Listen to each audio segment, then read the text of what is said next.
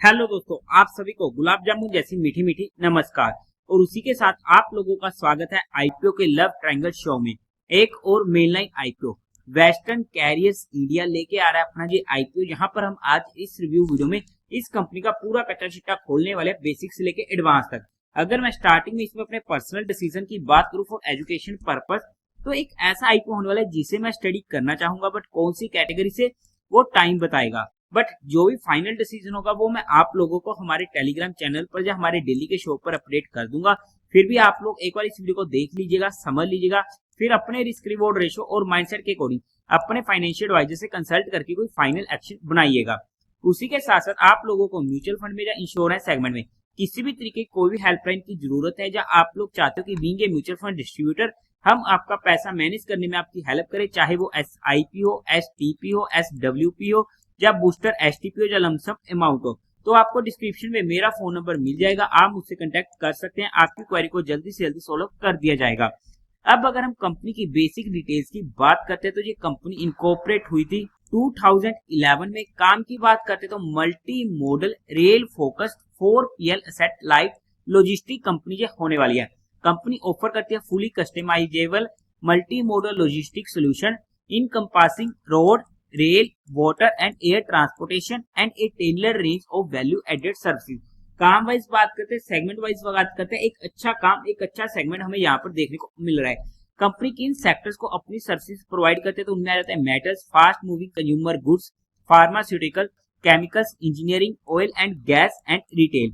Company के clients की बात करते हैं तो उसमें काफी नामची नाम हमें देखने को मिलते हैं, जैसे कि Tata steel, Hindalco industry, Jindal stainless, JSW steel coated products, Bharat aluminium company, Vedanta, HUL, Hindustan Coca Cola beverage private limited, Tata consumer products limited, Gujarat tea processor and packer, CG foods India private limited, material chemicals and performance intermediaries private limited, MCC PTA India corporate, a subsidiary of Mitsubishi chemical corporation, Haldia petrochemical, Gujarat heavy chemical limited, gas Brahmaputra cracker and polymer limited, Sheela foam limited and DHL logistic private limited. अगर हम company की client list देखते हैं तो काफी अच्छे अच्छे नाम हमें यहाँ पर देखने को मिल रहे हैं।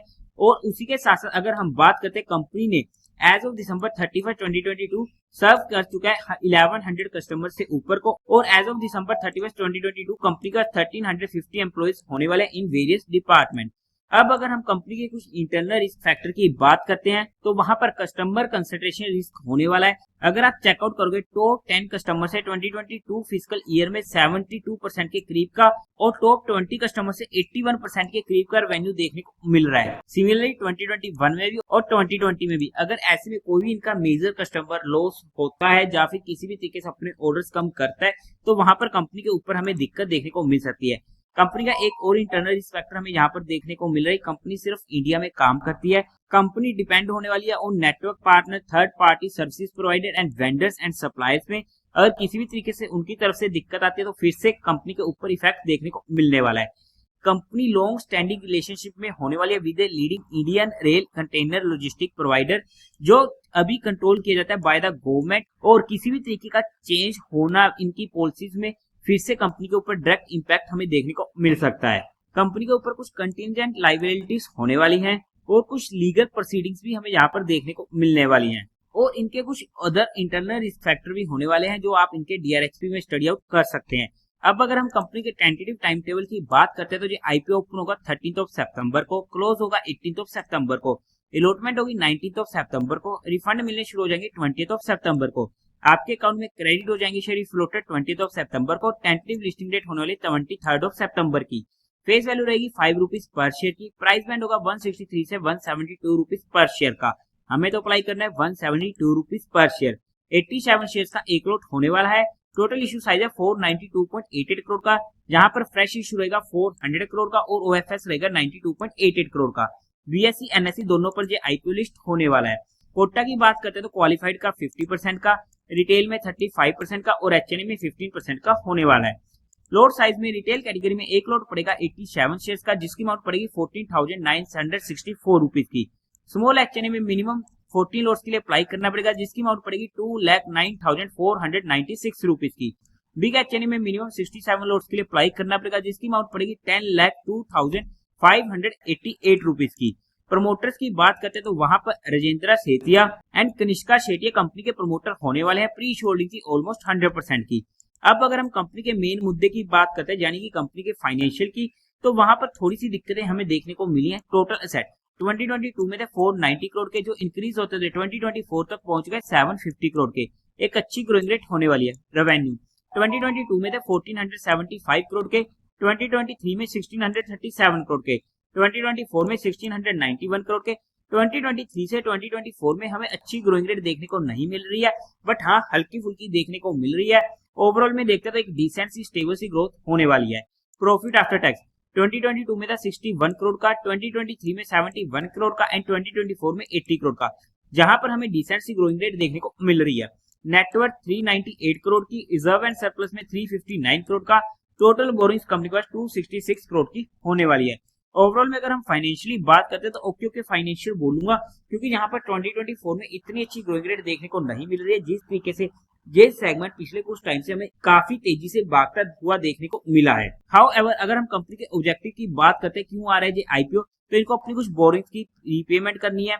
सेकंड, इनको फंडिंग चाहिए कैपिटल एक्सपेंडिचर रिक्वायरमेंट के लिए, जहां पर ये परचेज करेगी commercial vehicle, specialise container and normal shipping container. Third, reach tankers and finally general corporate purpose. Fundamentally checkout करने की कोशिश करते हैं तो मार्केट कैपिटलाइजेशन है 1753 करोड़ की, आरओई 22% का अच्छा है, आरओसी 29% का अच्छा है, डेट टू इक्विटी रेशियो 0.67 का कंफर्टेबल है, रिटर्न ऑन नेटवर्थ 20% की अच्छा है, प्राइस टू वैल्यू 3.42 का। यहाँ पर प्रॉफिट आफ्टर टैक्स मार्जिन नहीं दे रखा है, बट ये आप लोगों के लिए फिर से होमवर्क होने वाला है। कंपनी का प्रॉफिट आफ्टर टैक्स मार्जिन कितना निकल कर आता है 2024, 2023 एंड 2022 का कमेंट सेक्शन में बता दीजिएगा। ईपीएस प्री आईपीओ 10.21 की, पोस्ट आईपीओ 7.88 की, ओके है। पीई प्री आईपीओ 16.85 की, पोस्ट आईपीओ 21.83 की। फंडामेंटली चेकआउट करने की कोशिश करते हैं तो अच्छे फंडामेंटल हमें यहाँ पर देखने को मिल रहे हैं। पीयर टू पीयर कंपटीटर्स की बात करते हैं तो वहां पर कंटेनर कॉर्पोरेशन ऑफ इंडिया, जिसका पीए 47 का, महिंद्रा लॉजिस्टिक नेगेटिव में है क्योंकि कंपनी लॉस मेकिंग है, टीसीआई एक्सप्रेस जिसका पीए 32 का। अगर हम इसके जीएमपी की बात करते हैं तो आज के टाइम पर इसका कोई भी काम हमें ग्रे मार्केट में होते हुए देखने को नहीं मिल रहा है, बट उम्मीद है कि आने वाले टाइम में जहां पर हमें अच्छा एक्शन देखने को मिल जाएगा। हाउएवर अगर हम वैल्यूएशन वाइज बात करते हैं according to 2024 financial year data, तो ना ही ये आईपीओ सस्ता रहा है ना ही महंगा रहा है, बट हमने यहाँ पर सिर्फ कंपनी को education and learning perspective study किया है, किसी भी तरीके कोई भी इन्वेस्टमेंट टिप या एडवाइस नहीं दी है। फिर भी आप लोगों को कोई भी काम करना हो या कोई भी एक्शन लेना हो तो एक बार अपने फाइनेंशियल एडवाइजर से कंसल्ट करके कीजिएगा। तो देवियों और सज्जनों, उम्मीद है आप लोगों को ये वीडियो अच्छी लगी होगी, तो इस वीडियो को लाइक कीजिएगा, शेयर कीजिएगा और साथ ही साथ चैनल को सब्सक्राइब करें। हर हर महादेव।